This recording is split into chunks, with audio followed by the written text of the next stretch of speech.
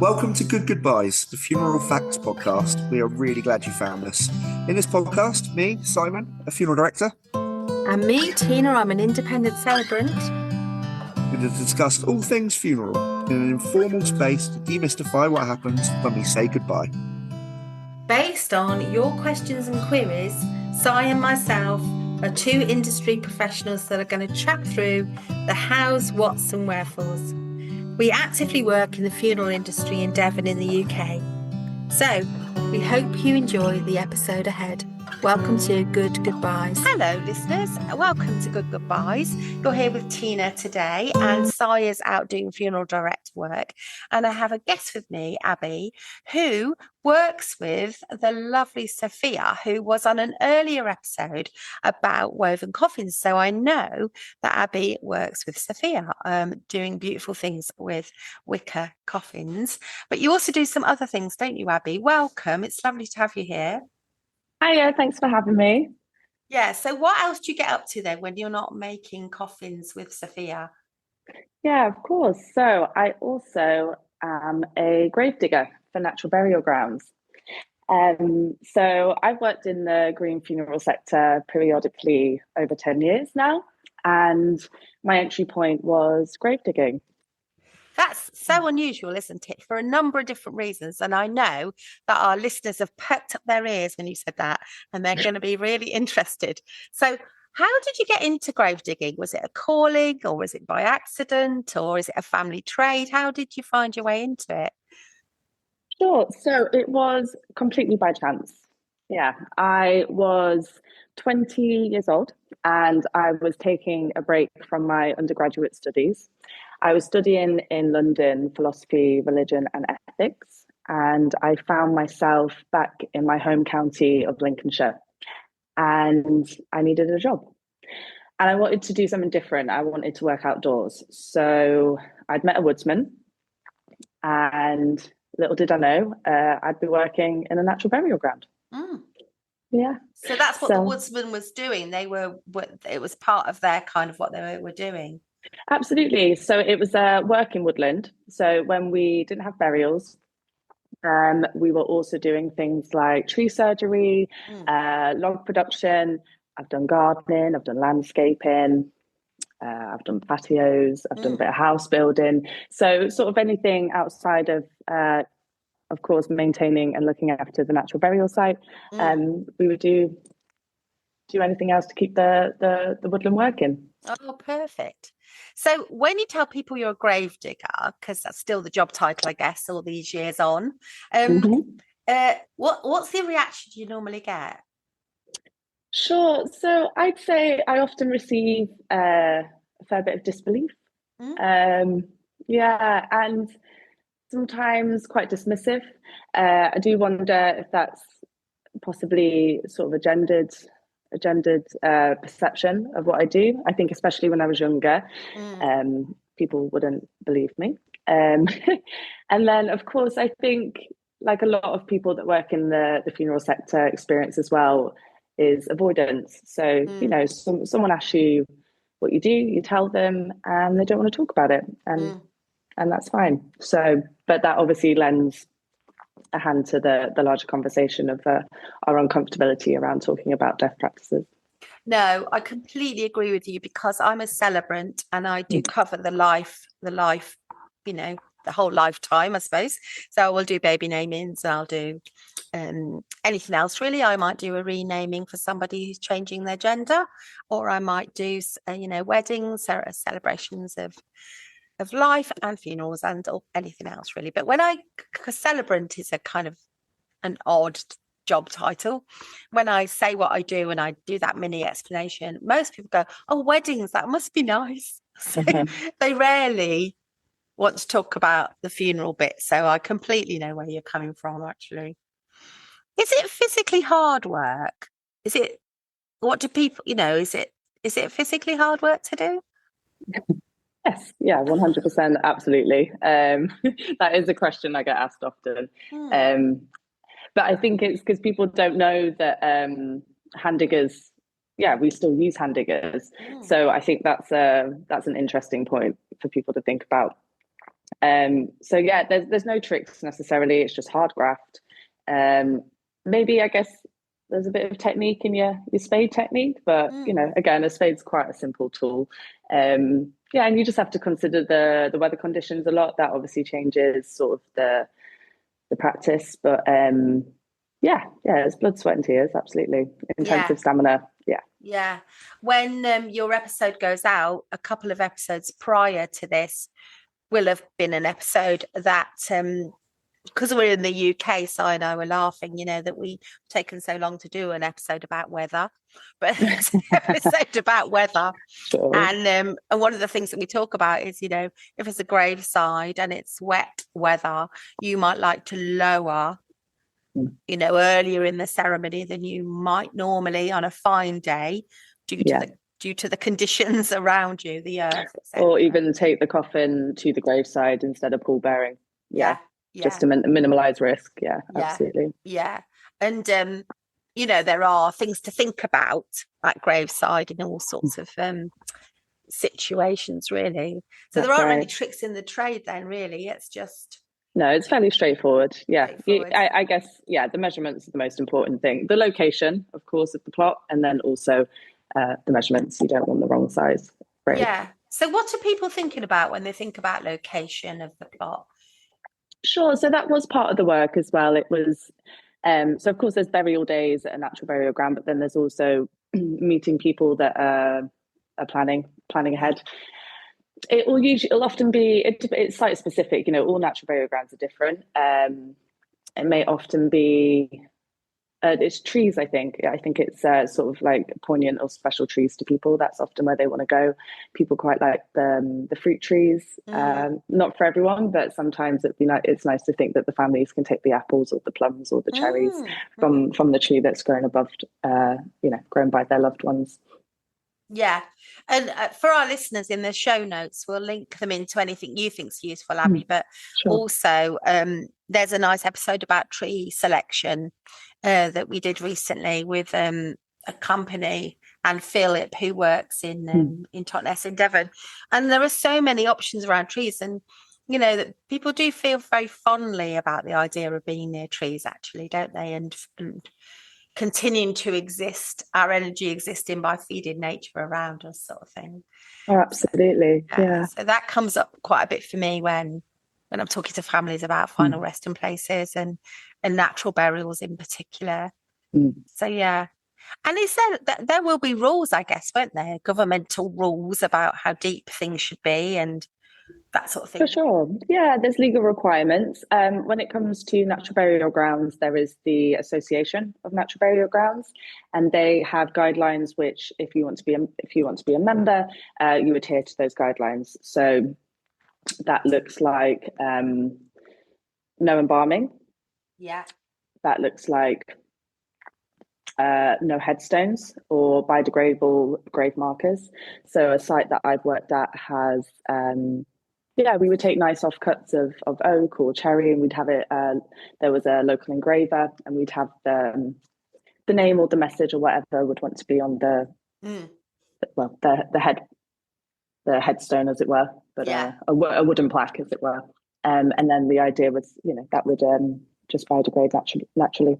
Yeah, and some people absolutely love that idea, don't they? And I was at a burial ground in the Surrey area a while ago, and they had a whole area which was the natural area, and then it adjoined what most people would imagine a graveyard looks like, with lots of things that the family would put there to celebrate their person, and that was things like cans of beer, those little plastic windmills that you see sometimes in the wind, and a number of different things. And it was interesting just to feel the difference and see the difference. So I think we all say, choose what's right for yourselves as a family, but be aware that if you're going in the natural direction, it will be so very natural. There won't be any of those sort of things around. One of the challenges that we find is sort of the grave decorations and what people are using to mark and decorate the grave, as you're saying. And it's still a continuing challenge, I would say. I think maybe we just have our we're just used to what we would do in a traditional cemetery, and we would have our plastic gifts and things wrapped in plastic and so on, and it's just not allowed. The intention of a natural burial ground is for the space to remain in its most natural state. So it requires, like a lot of conversations regarding our death practices, or continuing to challenge the taboo of talking about death, dying and grief. It's education, and it's social engagement, and informing us on the best kind of choices. But like you say, there's no right or wrong, and anyone that chooses a traditional cemetery, if that's right for them, that's right for them. Mm-hmm. Have you ever done any grave digging in a traditional cemetery environment, Abi? Do you do that as well? I haven't.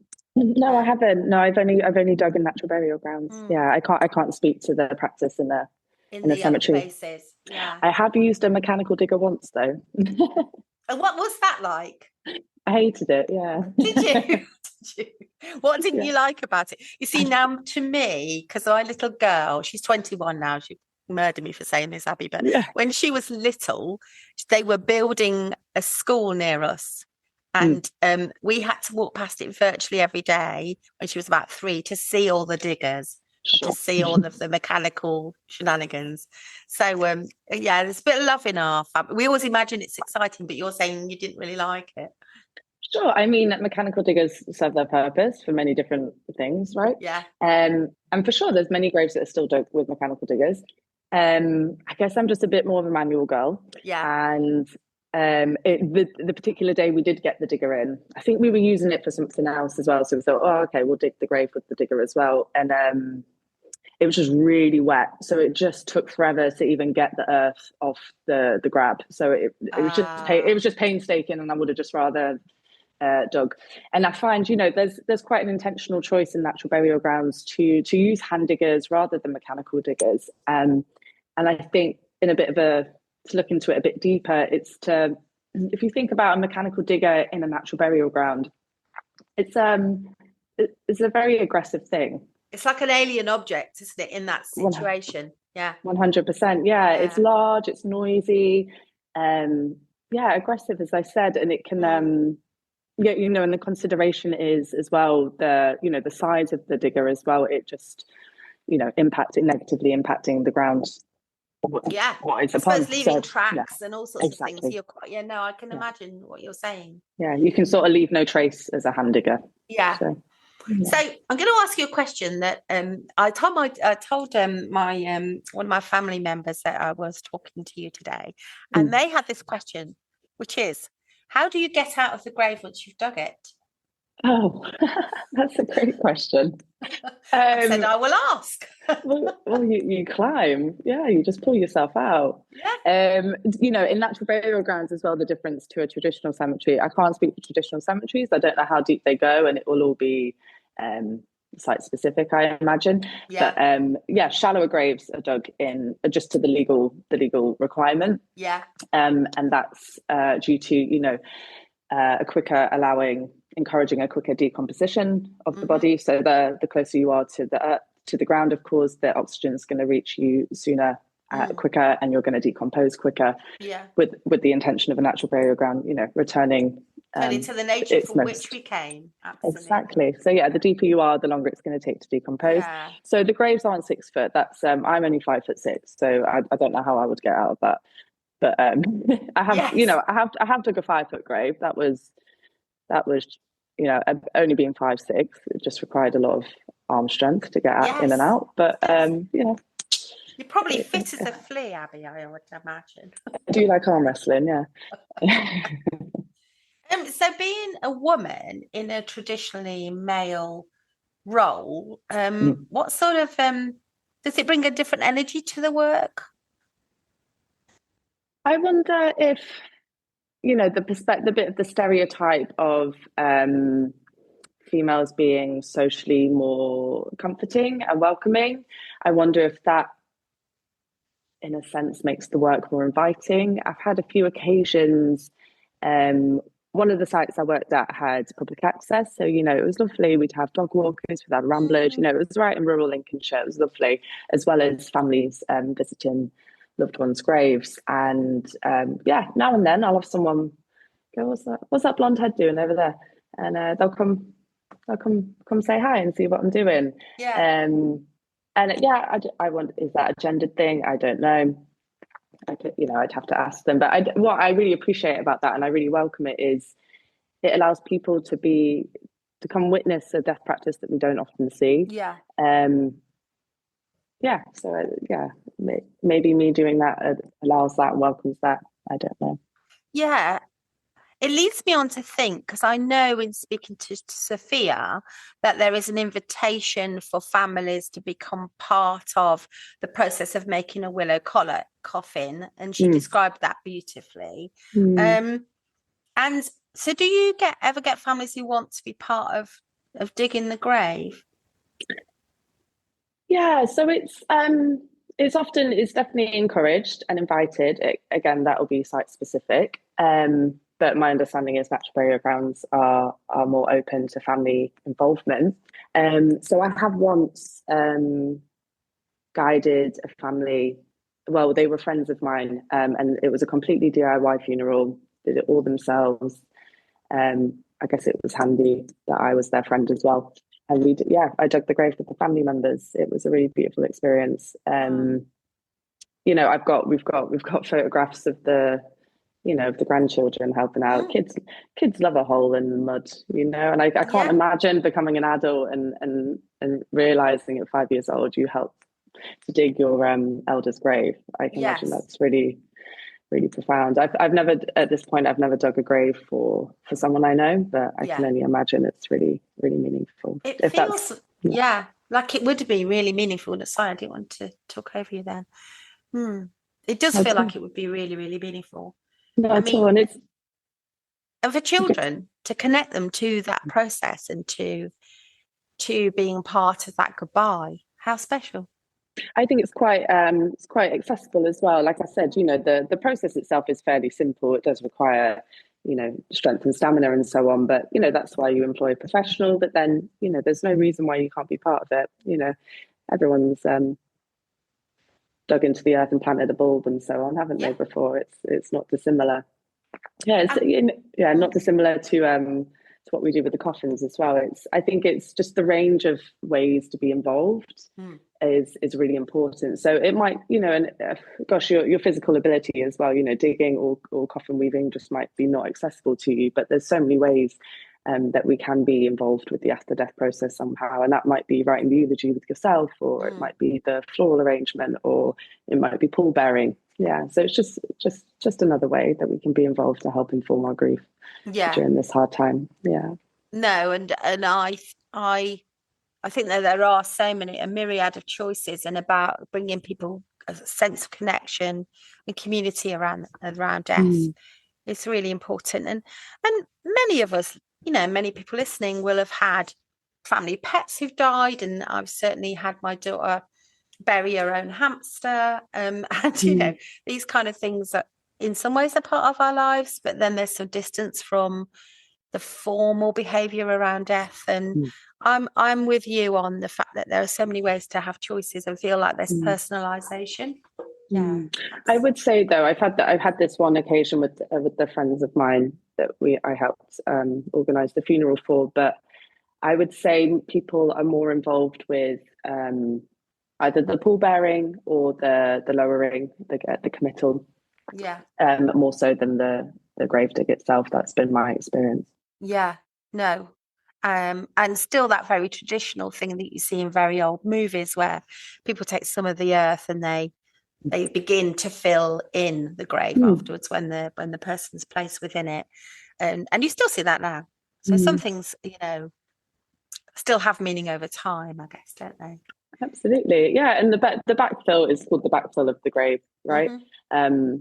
Where we fill the grave up with the earth. That's just an extension of the handful of earth onto the coffin lid. I would say I have invited people to do the backfill before, but it's I think part of that process is not quite what people expect sometimes. So were you to be involved with the whole process of backfilling, it might surprise you, because it does you get to a stage where you sort of sensitively fill around the coffin and then lay it above the coffin. But once you've got a few layers of earth on top, it does require quite a lot of force, because what you want to do is have all the earth compact, so the grave doesn't sink. So to be quite frank, jumping is part of the process of the backfill, and I think that can be quite. I think the first time I did it was quite jarring. It feels quite odd. I'm not going to lie, but it is part. It is just part of it. Yeah, it's just part of the process. It kind of makes logical sense, doesn't it? Everything you've said about it. If you were planting a tree in your garden, you'd want to press around it so it was well rooted in. So compression of the earth, I can absolutely see that. But I can also see what you're saying about people would believe it to be quite unusual. Yeah, it's just that I guess it's another one of those practices that we just don't know about, so we're going to be shocked when we see it, perhaps. So do you have a favourite spot then in the natural cemetery that you particularly like? Oh, I do. Yes, I do. There's at the first site I worked at, we had a chainsaw carver come, and there was a large tree stump, and he carved a spiral staircase it's quite small. It's only about 3 foot or so. But one of my favorite things to do would to climb the little spiral stairs and stand on the top and sort of like look over the burial ground. That's one of my favorite that spots. Sounds really lovely.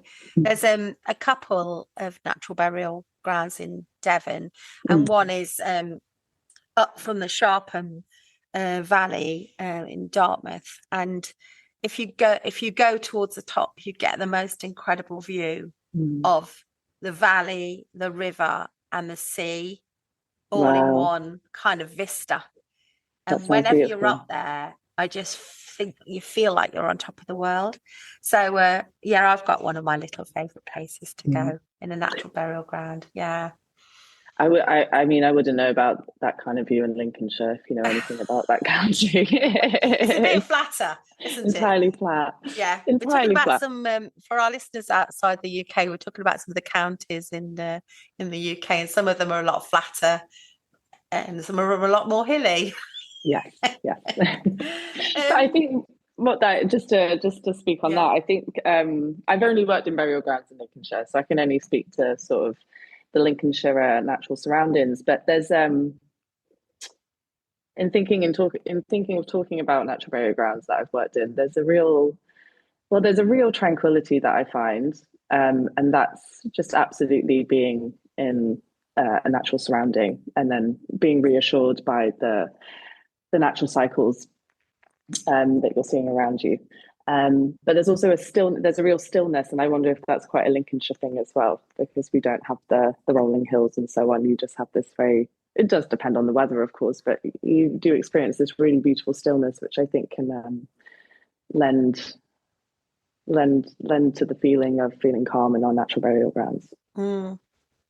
What struck me about the one I went to recently was the level of bird song, and it was interesting because I walked past a lady and she was very absorbed in her phone, sitting on a bench in the middle of this natural burial ground. And when I got a little closer to her, she startled a bit. I think I startled her because she was so absorbed in her phone. And she looked up and she said, almost guiltily, "I'm not on my phone. I'm on an app called Merlin, and it's a bird identification app." And she had turned this app on and she was trying to identify the birds that were all around us. Which it was a very nice little moment in us talking about the bird song, actually. And it is striking how loud the bird song feels because it's such a quiet, beautiful place. Absolutely. Yeah, no, the animals really make the natural burial grounds as well. We infrequently had badgers in one of my sites, so that was very special. It is interesting what you see, the squirrels and rabbits, and it feels like a great place to be, actually, for a final resting place. I'm biased, but I agree. Yeah. So I'm going to ask you sort of a close to final question. I mean, is there anything you would like people to know, Abi, or any myths that exist that you'd like to kind of put straight as we've got you on? Anything you'd like to say? Sure. I guess it's which was my introduction to, I knew nothing about natural burials or what natural burial grounds were. And well, when I learned, it all made a lot of sense to me. But, to give the disclaimer first as well, there is no right or wrong. The reality is most people do get cremated in this country. Absolutely fine. There is just, of course, environmental concerns in our death practices. So, if that's something that we care about and that we think about, then that's something we can definitely apply to what we choose to happen to us when we die. And I think it's similar to kind of trying to challenge all death taboo. It's natural burial, like the natural burial and the natural death movement is also trying to combat that and help us be better at talking about our death, our choices, our choices around death. But definitely, of course, like we'd already talked about the kind of like the freedoms and the involvements you can have. I really tried my work with the coffins now as well. I really like to I don't want to hear when you talk to people and they talk about their the funerals they've planned or they've experienced, and it's, oh, I wish I'd known, I could have done this.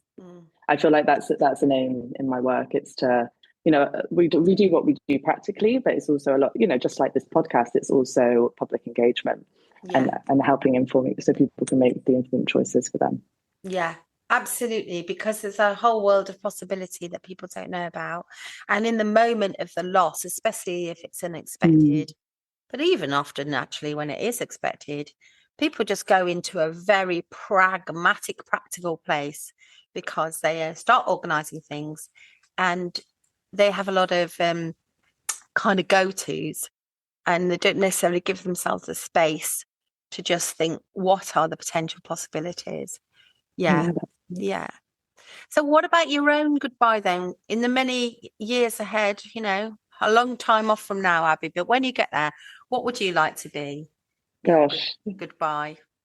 Gosh, yeah, it changes. Hey, I mean, I entered this work very young, and I was very steadfast on what I wanted. I mean, I have such a connection with my first burial ground, but really, if I'm honest, I think wherever I end up. Oh, sorry, of course, I'm completely biased. I would like to be buried, just if that wasn't obvious. Wherever's closest, wherever makes sense. There's something to say with, what if I ended up at the end of my life in Scotland? To me, that wouldn't make sense that I get brought down and I'm buried in Lincolnshire. I think, wherever's closest by, I'd be most happy with that. Of course, I am a willow coffin weaver as well, so I might be biased in that choice, but I'm going to surprise you, and I am a massive fan of shrouds. So Sophia and I have a few. So when you're shrouded, as people may or may not know, you of course still need something to be carried on.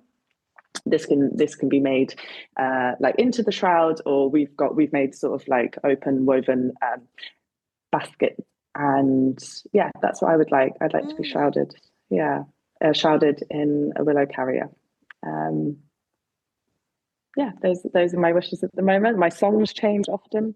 Yes, songs change. Yeah, and I do think I'm going to leave that to. I'm not going to be rigid with that. I'm going to leave that to the people left behind. The music that reminds them of me. And will there be a wake? Will there be a knees up afterwards to celebrate your wonderful life? I think so. I think I'm a big dancer, so I'd like some sort of let's have a bit of a woodland dance or a woodland party, I think. It sounds very good. I'm glad it's a long way off, but when you get there, it sounds like it's going to be a really good event and celebrate your life. Yeah. Abi, thank you so much for taking your time to come and talk to us about being a gravedigger, amongst all the other things that you do, and to talk a little bit about natural burial sites. It's been brilliant. And I know our listeners will have food for thought. So thank you so much for joining me. Thank you, Tina. You've been listening to Good Goobyes, the Funeral Facts podcast. Please do like, subscribe, comment and share. Drop any questions on our social media, on Instagram, or in the text option in the show notes. Si and I are qualified professionals, but we always advise our clients to seek any additional support from medical practitioners if they need to. And we hope you enjoyed this episode. Stay well and be kind to one another.